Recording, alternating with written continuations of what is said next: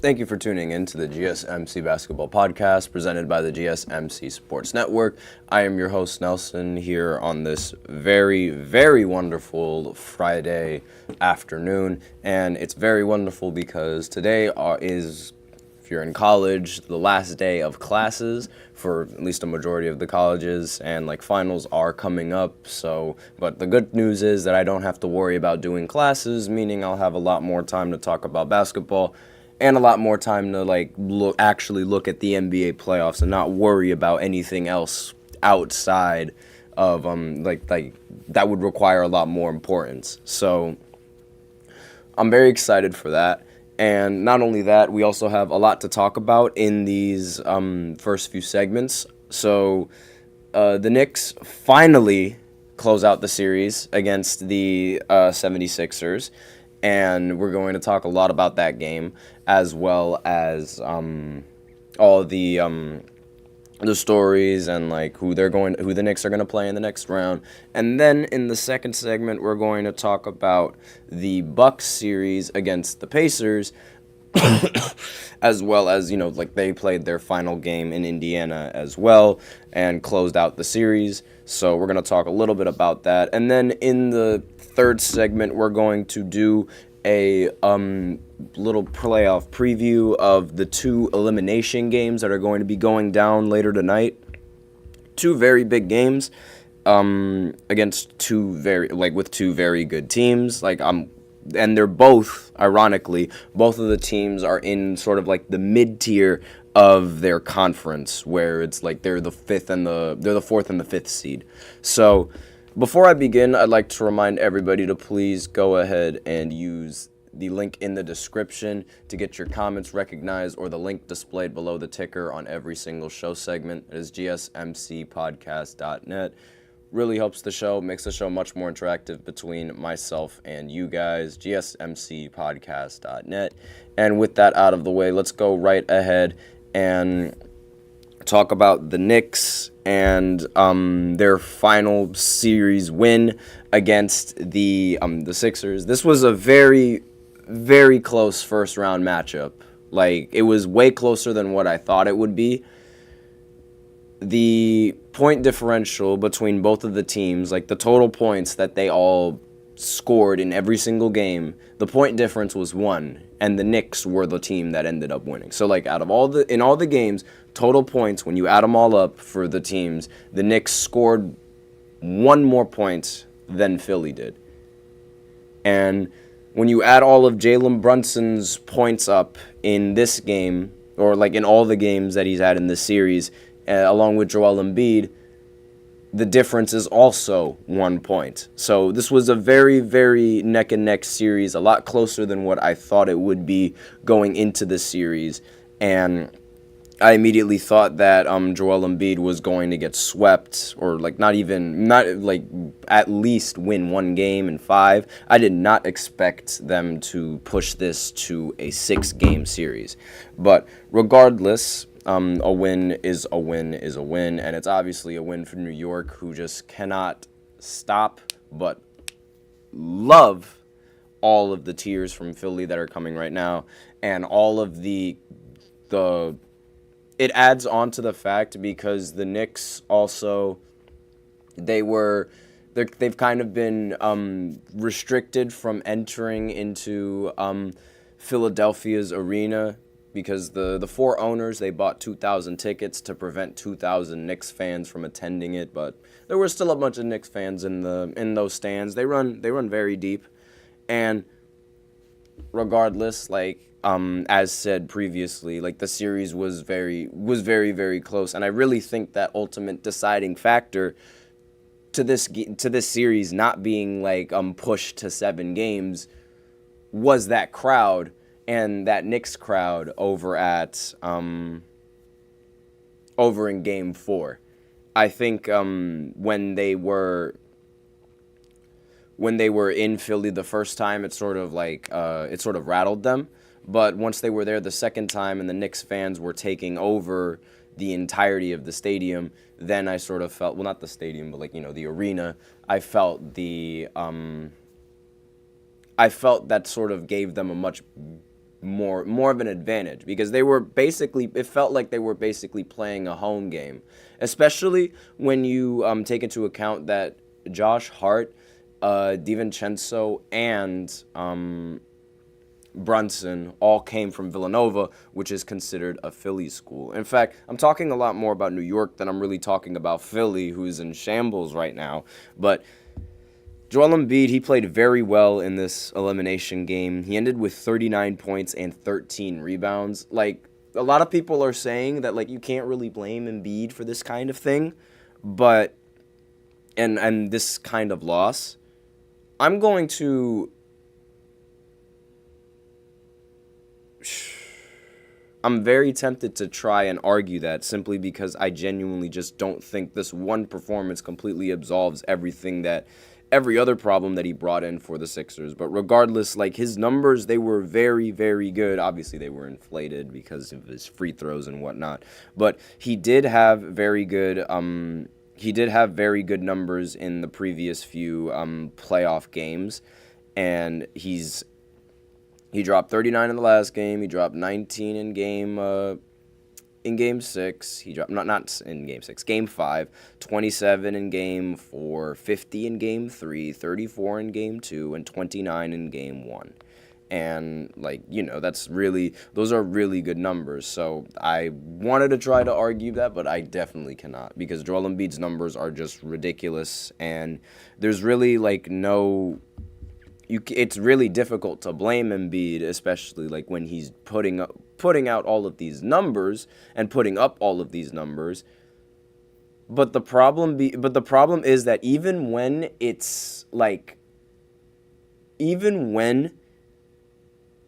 Embiid is not the problem, the Sixers still find a way to mess it up. Like, because before there was the stipulation that Joel Embiid can't really perform in the postseason, and there was also the stipulation that Ben Simmons can't perform in the postseason. It's all of these things and all of these excuses. And I understand, like, at this point, like, you can't blame Joel Embiid for losing this series, but I'm sorry. It's been a while throughout his career right now. He's already won the MVP. He's already, like, been a finalist for the MVP several times. He's proven and established himself as one of the top 2 centers in the NBA right now. He should be making it farther into the postseason, and he shouldn't be falling short of the second or the first round ever in, like, as consecutively as he does. It doesn't matter that he was injured. I don't think the results would have been any different. If anything, they would have just lost in the second round as opposed to losing in the first round, but they still would have gone down to the Knicks. I understand we can't blame Embiid for not being able to win this series, but it's not like we can say that he's capable of winning a series either, because he still hasn't shown us the ability to do that yet. And I understand, like, yeah, sure, it wasn't his fault, and there was, but, like, the only reason why people aren't saying that it wasn't his fault was because of Tyrese Maxey saving him in Game 5. Because in that Game 5, Joel Embiid played very, very bad, and he always plays very bad when he doesn't play at home. And when he played that bad, he got lucky that Tyrese Maxey was able to come out with 7 points in literally 17 seconds. And obviously, like, that's a once in a lifetime thing of seeing just that crazy comeback that Maxey did. And he ultimately got absolved from all, like, the problems that he had in the first few quarters, simply because they won the game. And you can't really like say that someone played bad when they ended with the win. Like, a win is a win regardless of what you say, especially when he was, like, one of the better performers for the Sixers in that game. But in this game, he sort of, again, like, this game would also sort of absolve him from any kind of problems, because he played well when the team needed him to play well. But in the end, to me, it wouldn't have really mattered, because regardless, it doesn't matter. They're going to lose before the conference finals anyway. But I digress. So one of the biggest one of the biggest things like with them and the biggest reasons as to why is because Tobias Harris. Like there's always that one player on Philly that just completely forgets completely can't score. I don't understand what it is, but it's just like they completely forget how to score. Like it happened with Ben Simmons, it happened with James Harden twice, and now it happened with Tobias Harris. Like at this point, it's just like it's stuff that's like it's completely stuff outside of Embiid's control and maybe even outside of the player's control, because it's like it's weird. Like it's odd how every time they try to refuel, every time they try to get better, every time they try to make moves that could result into them seeing success, then somebody on the team just lets them down with the game or the season in the balance and just completely lets them down. And in this time it was Tobias Harris who ended up putting up this stinker of a performance. And Maxey also didn't play that well in this game either. 6 of 18 from the field and 17 points. And like I'm really not going to talk that much about Maxey because his the way he played throughout the entirety of this series is insane. But yes, what this means for the Sixers in like going into the next season. I think this season was a dramatic disappointment, only because like it was hyped, like in the beginning of this season it was hyped up that the Sixers team was going to be very, very elite, and we didn't really get to see Joel Embiid in that MVP season, and we didn't get to see the Sixers go a little bit higher in the seedings, thus allowing them to make it deeper into the postseason and maybe make it past the second round, even though I don't think that was going to happen. And again, like I've been saying before, it's like with this Joel Embiid and with it's just a struggle that always seems to happen. Now a little bit earlier than usual. So what this means for the team, do they refuel and do they try to run it back? I think they're going to try to like take the pieces that they can on this team, maybe try to make it a little bit better, but they're going to go into the next season with a similar roster and hope and pray that Joel Embiid remains healthy throughout the entirety of the regular season, thus helping the team, in the regular season and hopefully in the playoffs. Hopefully, Joel Embiid doesn't get injured at all if you're a Sixers fan. And that's definitely like the hope for the Sixers at this point, and their like hopes going into the next season, because I genuinely I just can't, this process, it's not working. I'm sorry, it's just Joel Embiid. I can't trust the process with Embiid. It's just, I don't know what it is, but it's like he just lets you down. Like, I genuinely cannot formulate the words for it because he just lets you down. But let's talk about New York, a less depressing franchise now. So Brunson just came off of his third straight 40-point game in the postseason. 41 points, 12 assists. Jesus, he wasn't snagging like that.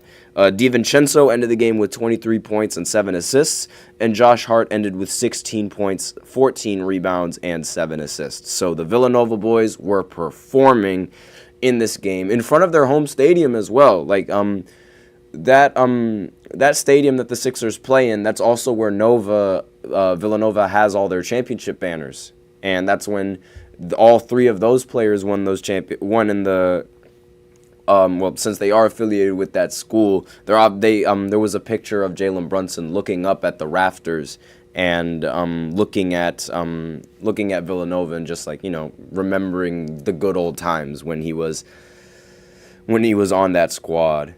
And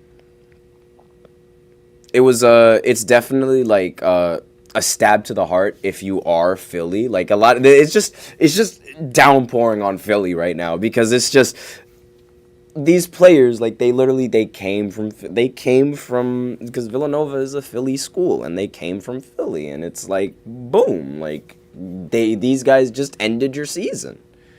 And you either die a hero or you live long enough to see yourself become the villain. And it really, like, that quote is it's so powerful in that sense right there. And another thing, OG Anunoby, he dunked on Joel Embiid. That was another thing that I completely forgot to mention. He ended the game with 19 points and 9 rebounds. And Isaiah Hartenstein, 14 points, 9 rebounds as well. The whole team, they played rather well. I mean, it really, like, throughout the first, I want to say, like, throughout the second quarter of this game, it really seemed like the Knicks were going to, like, like, it was a really gritty game. It wasn't, like, perfect in the sense where it was it was, like, very potent on offense. It also wasn't perfect on, like, on defense either. Like, there was a lot of scrappy plays that were being made on both sides, and it was like you truly had no idea what was going to happen. And I feel like that's always the case when you're watching a Knicks series. You just never know how good or how bad or how mediocre or how jittery the Knicks players are going to get, because those nerves as a Knicks player, they are real. There's a lot of them. Like, I could never be, if I were to pick a team, like, to play for, being on the NBA, it would be probably, like, the Orlando Magic, come on, I need to think of a random team, and the Washington Wizards, or another random team, I need to think, or the Portland Trailblazers, because those teams I can go to, you play bad, nobody's going to care. You play good, nobody's going to care. It's like it's a two-way street with it's a two-way street with how this goes, because it's like you get if you go to the big markets like LA or New York, you're going to get criticized, you're going to get attacked by your fans, the media, everyone. You're going to get all the smoke. Everyone's going to know when you played bad. Everyone's going to know when you played good. Everyone's going to know everything about you. But when you're on a relatively, like, low if you're on a relatively, like, not popular team, like, relatively not popular team, great English. If you're on a team that isn't really generating that much popularity, like, via media, via sports coverage, things of that nature, or, like, broadcasted games, then not everyone is going to really tune into a lot of the games. Therefore, there's not going to be much pressure on you to play well or play bad.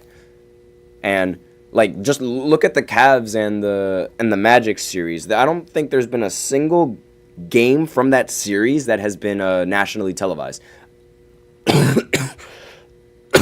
Not off the top of my head. I don't remember any of because usually when the Cavs play, then it would be like, usually when the Cavs play, it would have been either the Mavericks playing as well, and, like, the Celtics playing as well, or the Bucks or the Knicks or the Pacers. Like, it would be between, like, either one of those teams, depending on whether they played on a weekend or whether they played on the weekday. But they basically play at around the same time that every other team would have played, and they're just thrown right in the middle of that mix, and it's really, like, it's kind of not fair. But I digress. That's how it works. But I am way over the time for this first segment, so now we're gonna go ahead and go into the second segment, where I talk about the Bucks losing to the Pacers in 6 games. I mean, we saw this coming due to injuries, but I'm going to talk a little bit more about it after this short break. So I'll be right back.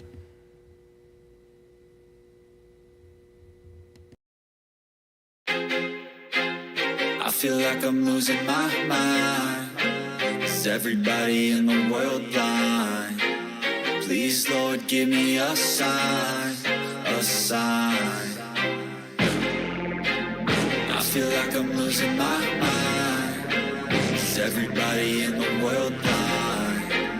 Please, Lord, give me a sign, a sign. I wanna be the greatest. Everybody on the fake shit. I look around and feel like everybody is the fakest. I make this every day and I'm impatient, hoping one day I blow up from the basement. Statement, the top is so vacant. I don't hear shit that I think is amazing. Waiting for my day when I'm playing sold out shows for 1,000 faces. Hey, give me that crown, get in my way and to be put down. It ain't your place, all this my town. If I want that shit, then I'll get it right now.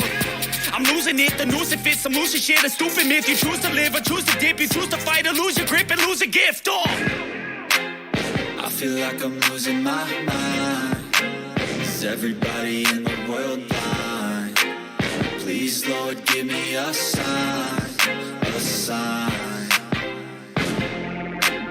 I feel like I'm losing my mind.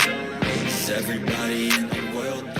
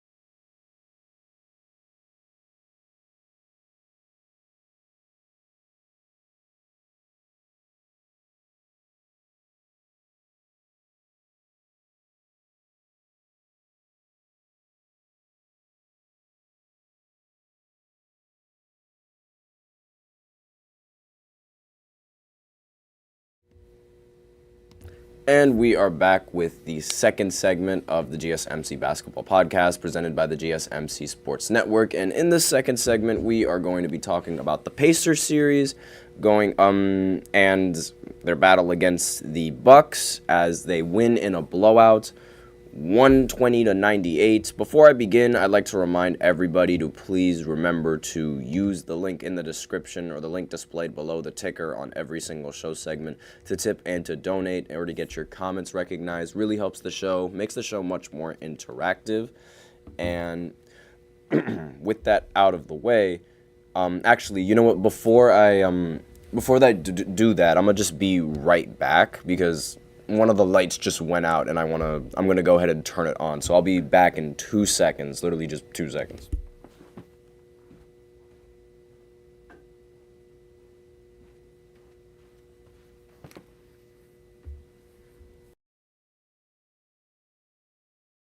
Just turn the light back on, and now we can continue with this second segment talking about the Pacers and the Bucks. So They won in a blowout, obviously, and I can't really say obviously because, but given the trend that we've seen in the regular season with how they play the Bucks, and especially when they play at home, obviously, especially when they don't have Dame or Giannis, obviously, and actually, wait, no, I completely lied there. Damian Lillard was actually a game-time decision, and he was revealed, and it was revealed literally like an hour before the game that he would be available and he would be playing. But I feel like they rushed him into it. I definitely feel like they rushed him into this game, even though he didn't really play that bad. He shot 7 for 16 from the field, and had 28 points. So again, that's not really that bad at all, especially just coming off of a major injury like he did. It was an Achilles. So, excuse me. But regardless, nobody really expected the Bucks to put up this much of a fight against the Pacers without having Damian Lillard or Giannis Antetokounmpo. They had a healthy Dame for 3 games of the completely healthy Dame for 3 games of the series, or about 4 games of the series, roughly 4. I say roughly because he got injured in the middle of the game for game 4, and he couldn't play in game 5. But regardless, they had him healthy for a majority of the series, and they were only able to win 1 game. And that 1 game that they won was because the Pacers' offense just couldn't catch up, because the Bucks had an early lead due to Damian Lillard's 35 points, but he ended up not scoring a single point in the second half.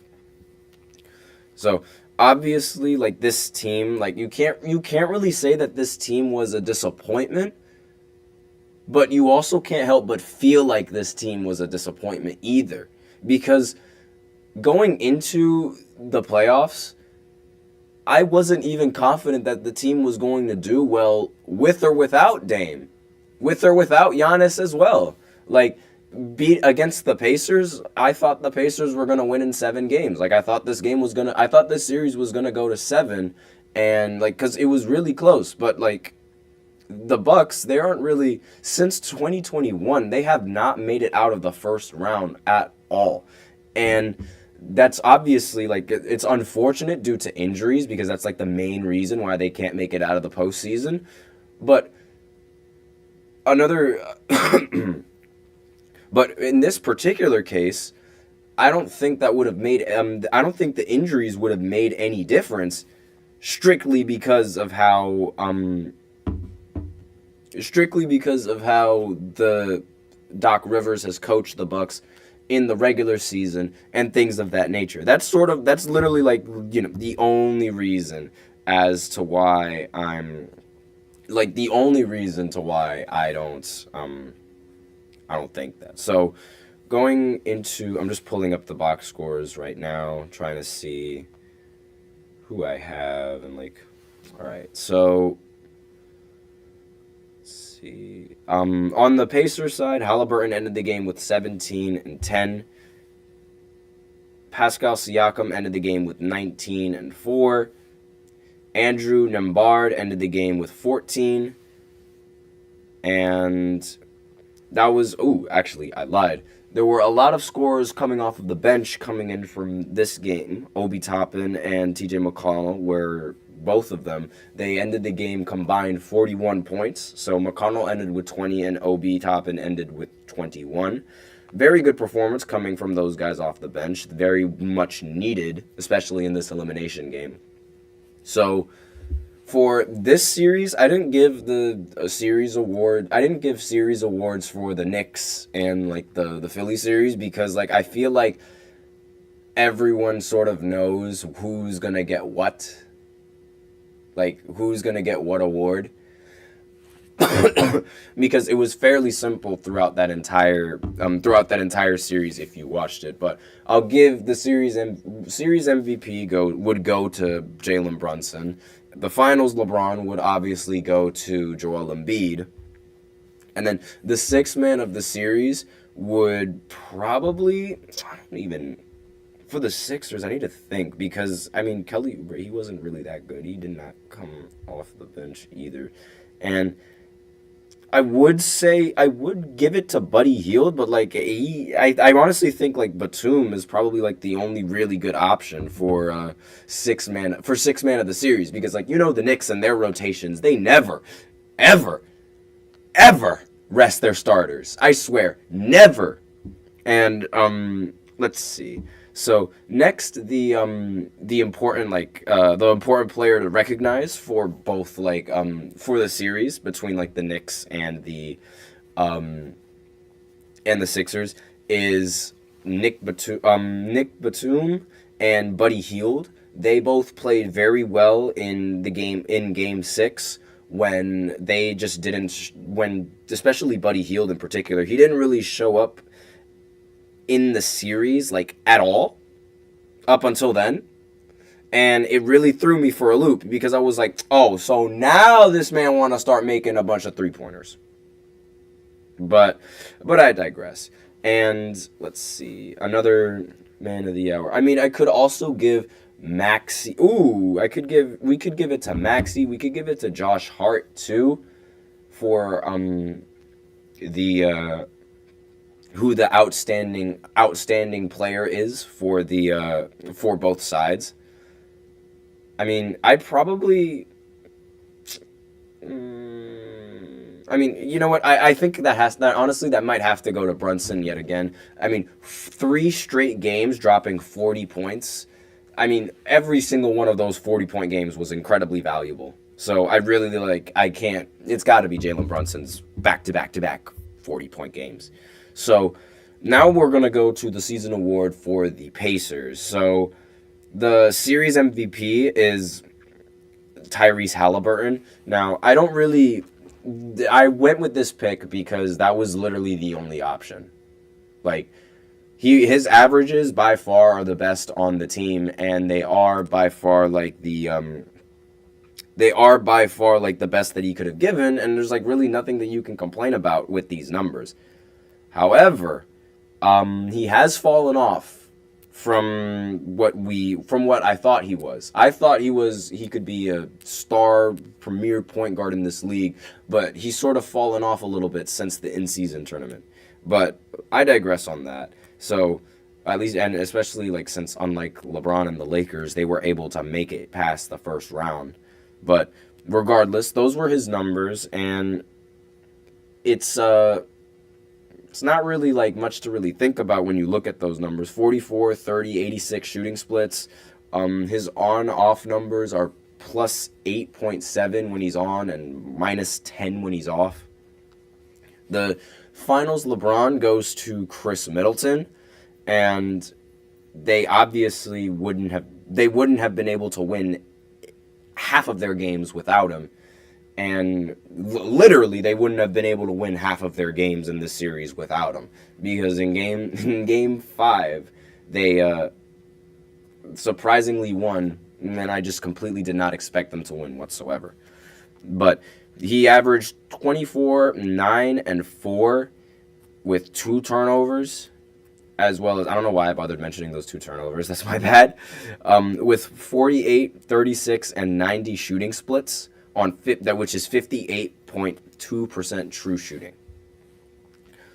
Now, the 6th man of the series has to go to my man Obi Toppin. He averaged 12 points, 5 rebounds, and 1 assist coming off the bench on 49, 28, 78 shooting splits. Excuse me. But the only problem, or the only, there was no really other 6th man I could have given this award to. And, I know his on and off numbers, they look really, really bad, considering how on the court, he's minus 4.6, and then off the court, they're plus 9.3.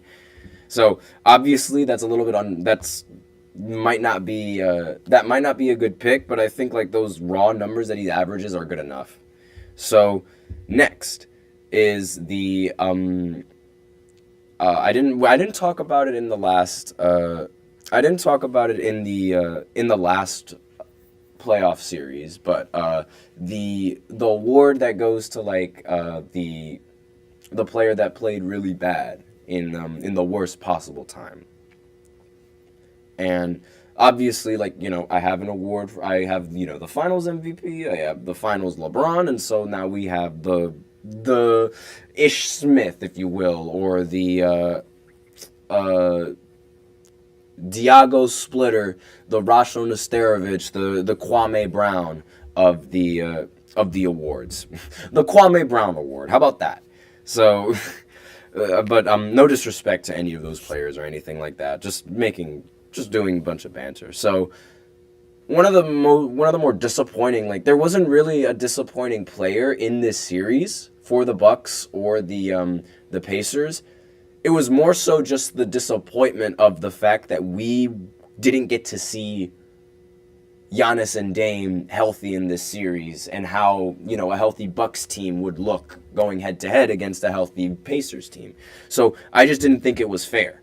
Now, for the Knicks, obviously like the Kwame Brown Award. We're going to call it that now. The Kwame Brown Award goes to Tobias Harris for dropping 0 points. So amazing work coming in from him.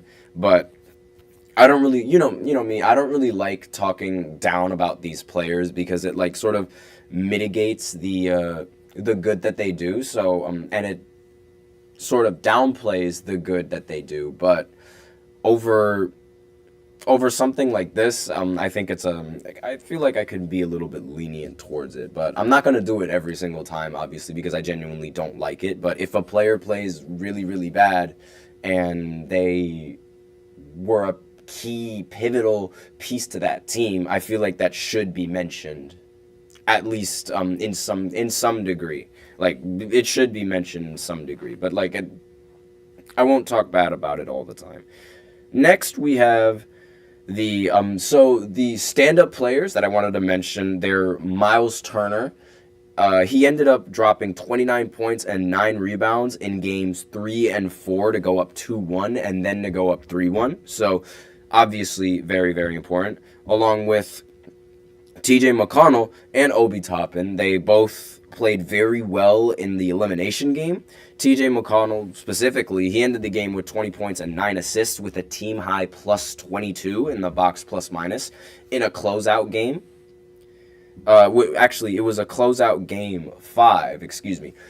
But he did play well in this specific closeout game. Now, another player that I feel like should deserve some recognition is Pascal Siakam, and his first 2 games against the Bucks, where he dropped 36 in game 1 and 37 in game 2.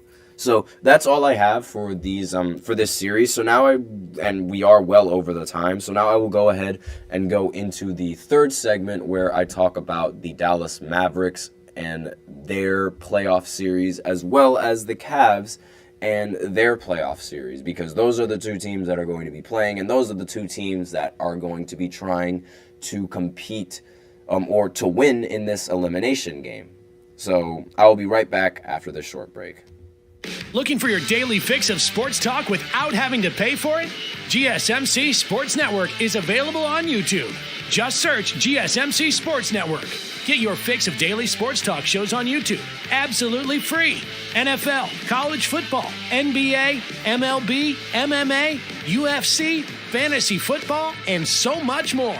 GSMC Sports Network has shows running all day long, with new sports shows starting every 2 hours. Just like on your favorite cable sports channel, except GSMC Sports Network is absolutely free. Just search GSMC Sports Network on YouTube to catch one of your new favorite shows, like the GSMC College Football Podcast, Chip Shot Football Podcast, Hoops and Heels Women's Sports Podcast, GSMC Basketball Podcast, and so many more. Check it out for yourself. GSMC Sports Network, now available on YouTube absolutely free. Search GSMC Sports Network on YouTube right now.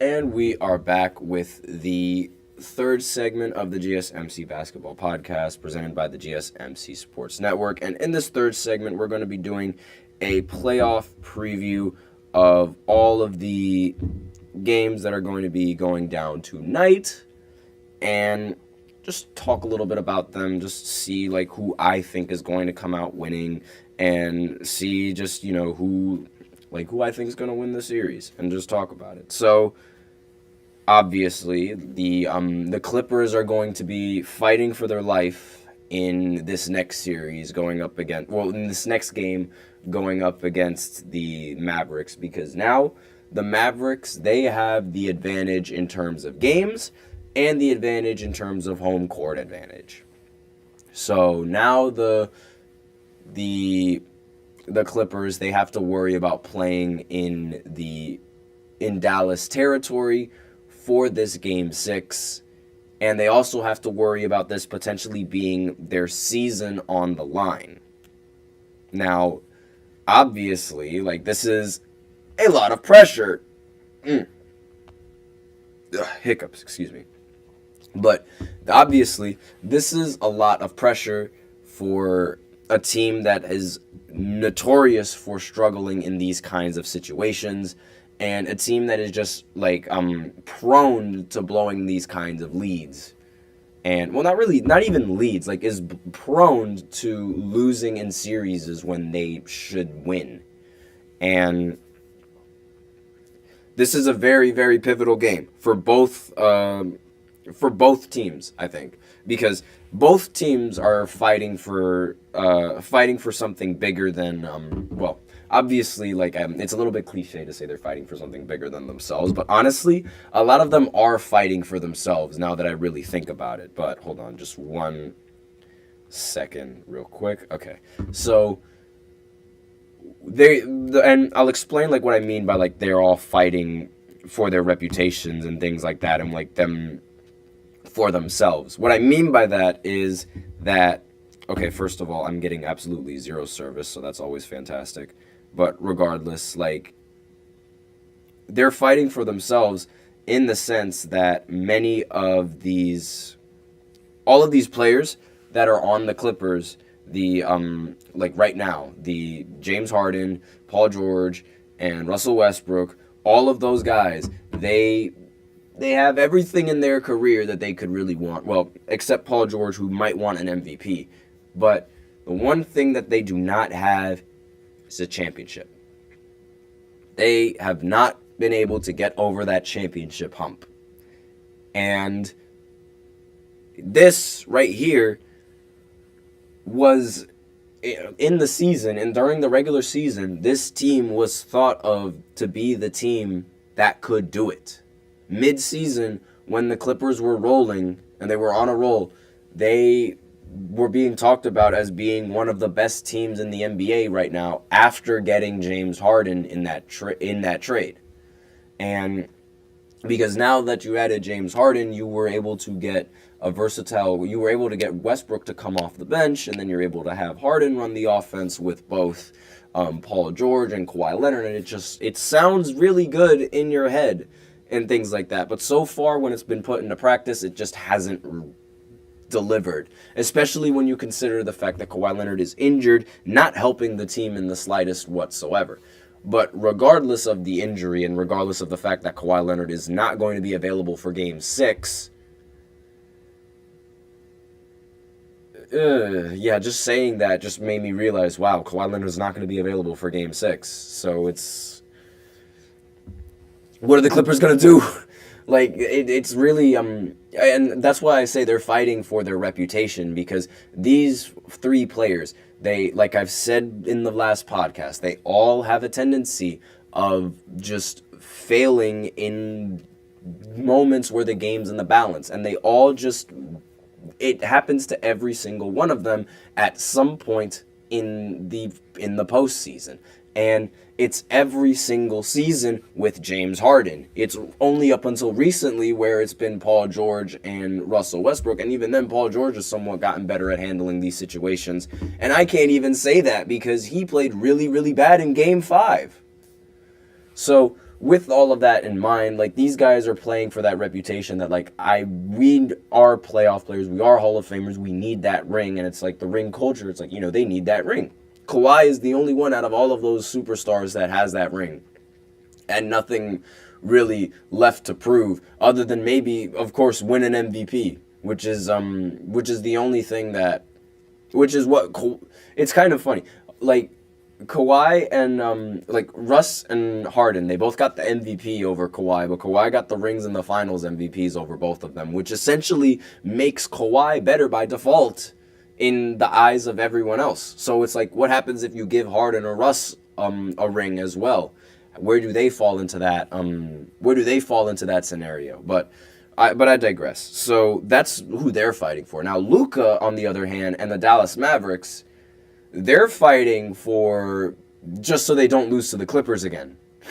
Like, the Dallas Mavericks have gone the farthest they've gone in the postseason was the one time when they didn't have to worry about playing against the Clippers in that postseason.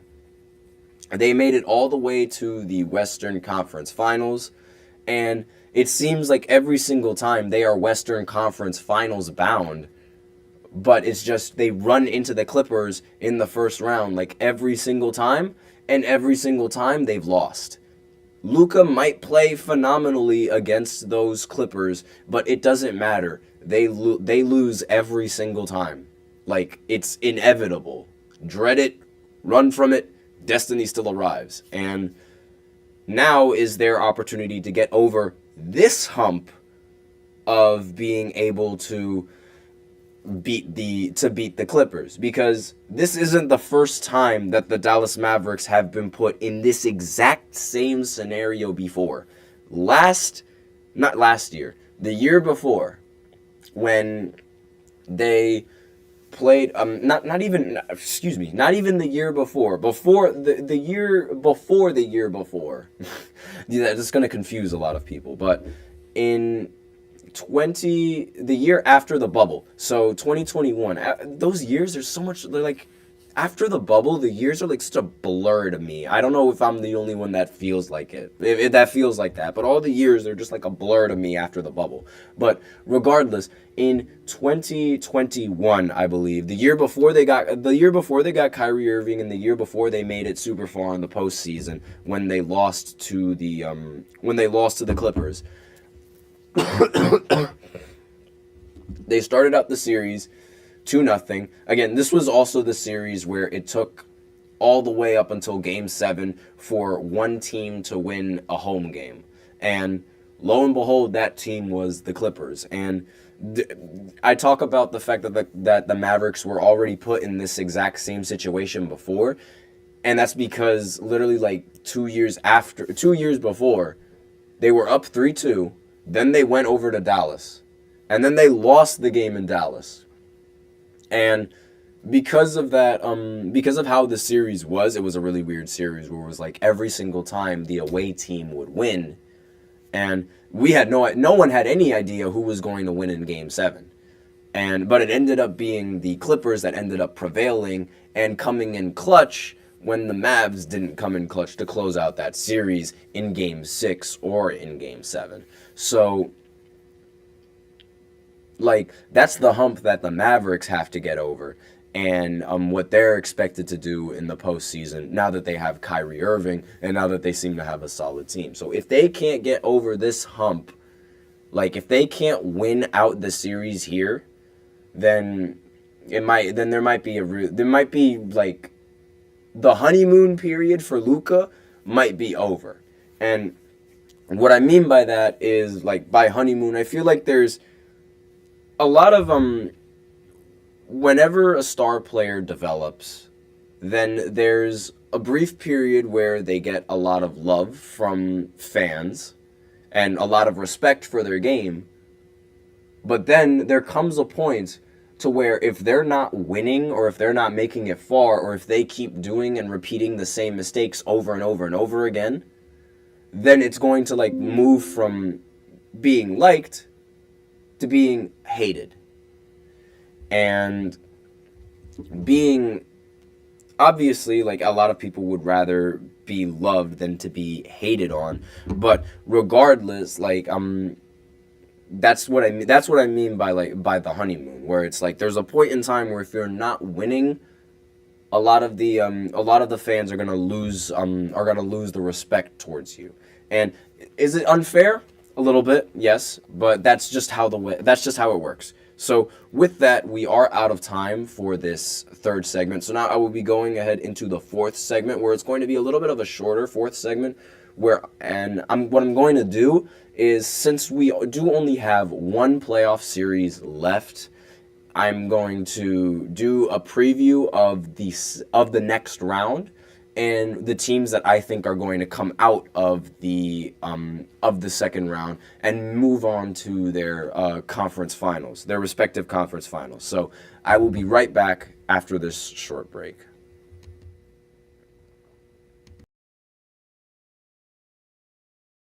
For the best and latest podcasts available anywhere, go to the podcast app on your cell phone and type in GSMC to access free content-rich podcasts on health and wellness, book reviews, sports, entertainment, relationships, social media, movies, technology, finance, and even weird news. Subscribe and download the GSMC Podcast Network's family of shows, available everywhere podcasts are found.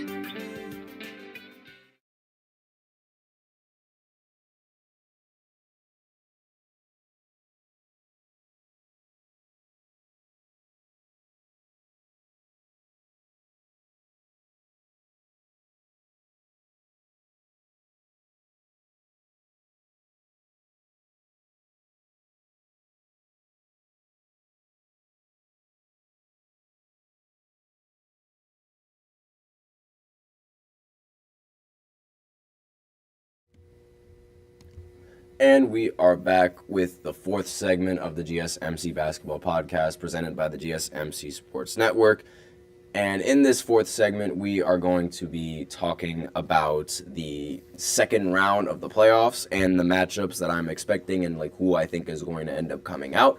But I want to amend my error from the previous segment.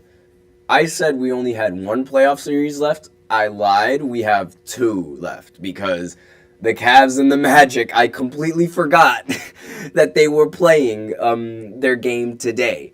So that's a little embarrassing that I just completely forgot. But it also shows just how bad the media coverage is for the Cavs and for the Orlando Magic in this series. Like, Paolo Banchero is averaging better numbers than Jason Tatum, and he's not. And I've seen more about Jason Tatum than I've seen about Paolo Banchero. Like, I have not seen one thing about Paolo Banchero. And it's annoying because it's like, how is he not getting the respect that I feel like he's due? But I digress. So, look, we'll start with the teams that we know are going to play in the next round. So, the teams that have been waiting patiently and are going to be playing, I believe, this Friday. I'm just going to double check just to make, not this Friday, actually, no, tomorrow. Excuse me, because today is Friday. I am... finals week. But regardless, so the Nuggets, they play tomorrow, and they're going to play the first game of the second round, and they play the Timberwolves, and they'll play at home in the first set of games. Who do I think will win? I have I think the Denver Nuggets, like, I really struggle picking a team that can beat the Denver Nuggets. I was only faithful towards the Lakers because they had LeBron James. And LeBron has several times in his career, his very long career, he's shown me that I should never doubt him until he's actually out of the playoffs. So I don't do that until I know that he's out, which is why I didn't do that until I knew that he was out. But regardless, these are... So I have the Nuggets winning in 7. Now, what I got from the first round was that Minnesota was a lot better of a team than what I thought they were. Like, I knew they would... I had a feeling that they could win against the Suns. Like, there was a chance, but I didn't think they were going to sweep them. So, and obviously that could, like, just be in part to the fact that, like, the offense that the Suns were running is a little bit inefficient, especially, like, with the players that they were using to run that offense. But it was a sweep that I just didn't see coming. And they're better than I expected, but Denver is... oh, the lights just went out again. What is going on? Regardless, Denver just seems unbeatable. And, like, it might just be because, like, you know, the Lakers were having big leads and they were just finding a way to come back. And that might have just been, like, the Lakers choking more so than it was the Denver Nuggets being a very legitimate team. But I don't think that... I think it might be a little bit a mix of both, with more so Denver Nuggets being a really good team. And I just can't see myself picking any other team against Denver to win. But I do think Minnesota will put up a pretty good fight in the series and they will take this to I think they will take this to 7 games. But the next series is the Pacers and the Knicks. So this is one of those series that I'm I'm still rather concerned because I have no idea how these Knicks are going to play, especially with how because I understand this Pacers defense is really, really bad, but one thing that has got me concerned is Tom Thibodeau and his use of the starting lineup and the rotations for the Knicks. Every single player on the Knicks barely sits out. Like, they play a lot of minutes in these games, and that requires a lot of running back and forth, which requires a lot of cardio, which means you're going to be out of breath a long time. So, the fact that you're going to be out of breath means that you're going to need to try to save your breath to play some offense. You got to save your breath to play offense. You're not going to play defense. What do the Pacers do? They score really quickly on offense and they torch your defense. So I'm sort of afraid of how the rotations are going to favor when going up against this offense, because it's a very high-paced offense. It's very fast. There's like barely a second where they like just take a breather and relax. And the Knicks are a team they are a team that values the defense, and which is one thing that I do see like working to their advantage.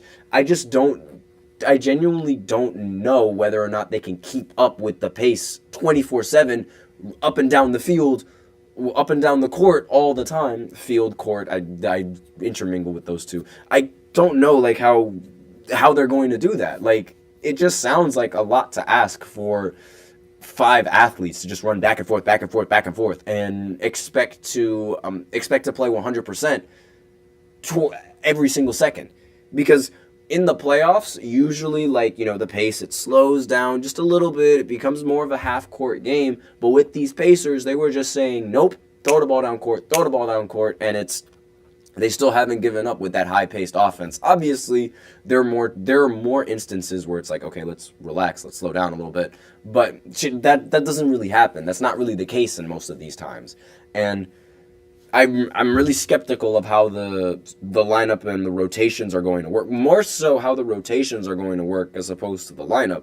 But other than that, I think that obviously, I do have the Knicks winning this series. I have them winning in 6, because this Pacers team, while I was saying that their offense is very potent, this offense also had a difficult time in stopping the Bucks without either of their best players. And obviously, you have to take into account that because they're so high-powered on offense, that there's a chance that their offense might be a little hit or miss. And they might be their offense might be miss on the day, and that's the entirety of the offense that the Pacers have, and which allows the Knicks to sort of steal that game if they have an off game. But it's the chances of them having an off game and the other team winning are much higher, because it's the Pacers don't have the defense to fall back on, similar to the Knicks. Unsimilar to the Knicks, to how they have the defense to fall back on. So, the Thunder and the Celtics, they are the only other team right now that does not have a team to match up against in the semi-conference finals, simply because their teams are still playing. So, it's either between the Clippers or the Dallas Mavericks to go up against the Thunder. If the Clippers end up going up against the Thunder, I honestly think the Thunder could come out on top. I genuinely think they could come out on top, and I have the Thunder beating the Clippers in 6 games, honestly. Just based off of, I understand that the Pelicans, they did not have Zion, and that was sort of like a little bit. So honestly, like, yeah, I think 6 games it's very understandable for this OKC team. But if they go up against the Mavericks, I'm not entirely sure. I think the Mavericks have a little bit of I think they'll have a better shot of beating them, and will take the game to 7 games and beat them in 7 games. That's what I think is going to happen for if they play Dallas. Now, if the Celtics they have either between the Cavs or the Orlando Magic to play, and I honestly don't think it matters what team they play against. I genuinely do not think it matters what team they play against in the postseason. I think they're going to win it. And there's really like no debate. I genuinely think that they're going to easily win it without a doubt. And there's not really much that needs to be said, because like the Boston Celtics, they've shown us how dominant they are. They've shown us how good they can be without Jason Tatum even playing that well. And they've shown just how much firepower their team has, both on offense and on defense. There's really it's really difficult to argue between any other team other than that team. So that's all I have for this 4th segment, and that's basically the end for the podcast, and that's the end for the show for for the day. Excuse me. Thank you so much for tuning into the GSMC Basketball Podcast, presented by the GSMC Sports Network. Your support means a lot to us, so please remember to subscribe to the show and leave a positive review. It really does make a difference. We also invite you to follow us on Facebook, Twitter, TikTok, and Instagram for more content and updates. And as always, I'd like to remind all of you to please remember to use the link in the description to get your comments recognized, or the link displayed below the ticker on every single show segment. That is gsmcpodcast.net. Really helps the show, makes the show much more interactive between myself and you guys. And that is the end of the show. Thank you all once again for tuning in. I am your host, Nelson.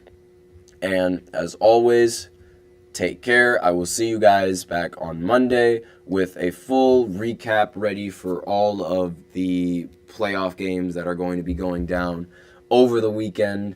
If the games do get decided, or like it obviously, like, because it depends on if the Cavs, they go into a 7-game series, or if the Mavericks, they also go into a 7-game series, because right now it's just elimination games, and depending on who wins the elimination game, then we'll play on in the next round. But regardless, we'll see how the rounds look going into the weekend. We'll see if a Game 7 is necessary and all of that. But that's basically it for the show. I'm your host, Nelson, and have a wonderful day. And as always, take care.